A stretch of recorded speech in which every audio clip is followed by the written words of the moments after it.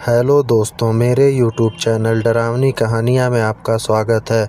अगर आपको डरावनी कहानियाँ सुनना पसंद है तो आप मेरे चैनल को सब्सक्राइब ज़रूर करें। तो अब चलते हैं सीधे अपनी कहानी की ओर। तो दोस्तों, ये घटना रोहित जी की है। रोहित जी बताते हैं कि उस दिन जब उनके साथ ये घटना घटी थी तो उनकी सालगिरह थी। उसकी पत्नी घर पर उसका इंतज़ार कर रही थी, लेकिन आज रोहित को ऑफिस से लौटते वक्त काफ़ी देर हो जाती है। वो अपनी बाइक स्टार्ट करता है, लेकिन काफ़ी देर तक प्रयास करने के बाद भी बाइक स्टार्ट नहीं होती। वह बाइक को वहीं छोड़ देता है और बस का इंतज़ार करने लगता है, क्योंकि कुछ ही समय के बाद बस का टाइम होने वाला था। वह चलते चलते बस स्टैंड तक पहुंच जाता है, लेकिन तभी बारिश होना शुरू हो जाती है। रोहित बारिश में भीगने लगता है। बारिश से बचने के लिए वो अपने सूटकेस को अपने सिर पर रख लेता है। बस स्टैंड पर और भी कई लोग बस का इंतज़ार कर रहे होते हैं। यह सभी लोग दिखने में बड़े अजीब लग रहे थे।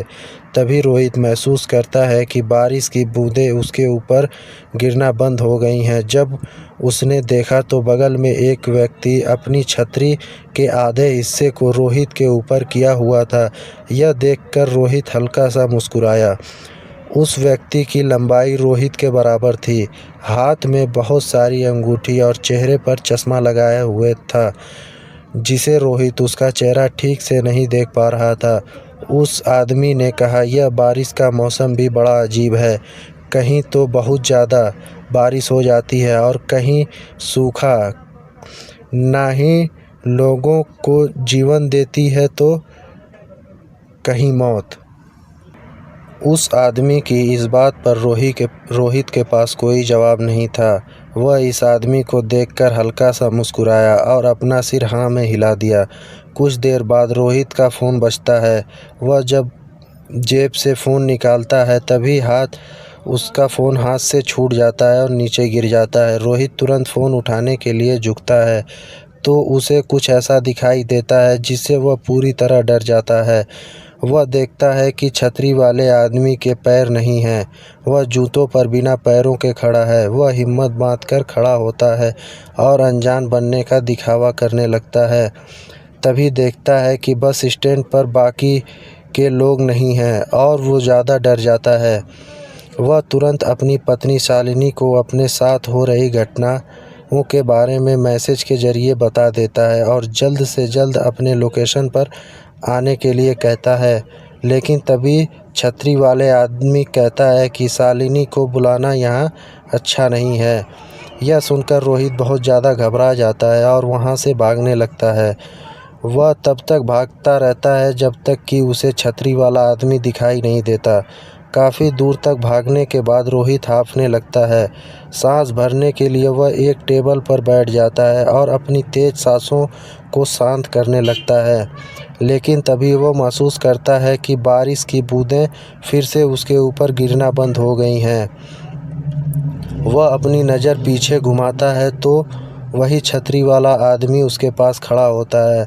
यह देखकर रोहित फिर से वहाँ से भागना शुरू कर देता है और भागते भागते काफ़ी दूर निकल जाता है। बिजली की तेज़ गड़गड़ाहट में वह देखता है कि सड़क के बीचों बीच वही आदमी खड़ा हुआ है जो ठीक रोहित के सामने है। इस बार उसका आधा शरीर गायब हो चुका है। यह सब देखते रोहित की चीख निकल जाती है। इसी बीच रोहित को पीछे से बस के हॉर्न की आवाज़ सुनाई देती है।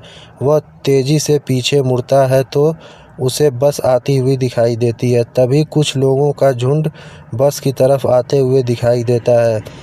बस रुकती है और वहाँ लोग एक दूसरे को धक्का देना शुरू कर देते हैं। इस धक्के में रोहित नीचे गिर जाता है और वह लोग रोहित के ऊपर चढ़ने लगते हैं। बस का कंडक्टर इस भीड़ से बचने के लिए बस को थोड़ा आगे बढ़ाता है, लेकिन इस भीड़ में रोहित बस के नीचे आ जाता है और उसका आधा शरीर खून में लथपथ हो जाता है।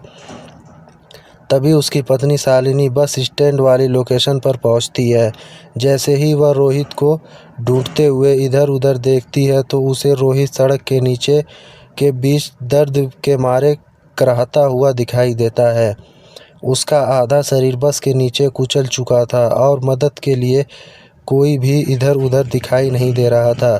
किसी तरह से शालिनी उसे अस्पताल ले जाती है। अस्पताल पहुंचकर उसका इलाज किया जाता है। उसकी जान तो बच जाती है, लेकिन उस एक्सीडेंट की वजह से उसके पैर खराब हो जाते हैं। अब वो कभी भी अपने पैरों पर चल नहीं सकता।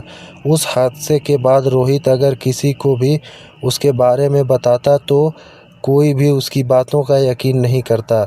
लेकिन शालिनी ने उसके बारे में एक आर्टिकल में पढ़ा, जिसमें बताया गया था कि हर साल कोई न कोई व्यक्ति इस घटना का शिकार होता है।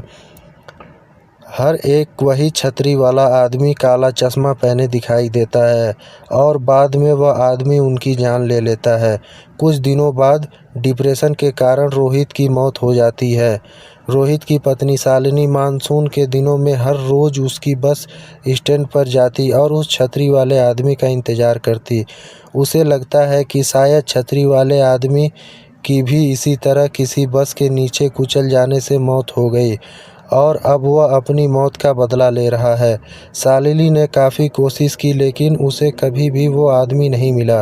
अब हर सालगिरह पर शालिनी बहुत ही बुरी तरह रोती और रोहित को याद करती, क्योंकि उसे जान से ज़्यादा चाहने वाला उसका पति रोहित अब इस दुनिया में नहीं रहा।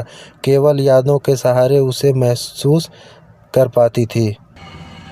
तो दोस्तों, इस कहानी में बस इतना ही। ये कहानी आपको कैसी लगी, कमेंट बॉक्स में अपनी राय ज़रूर दें। अगर आपने मेरे चैनल को अभी तक सब्सक्राइब नहीं किया है तो अभी कर लें।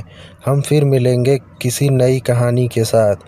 तब तक आप अपना और अपने परिवार वालों का ध्यान रखें। धन्यवाद।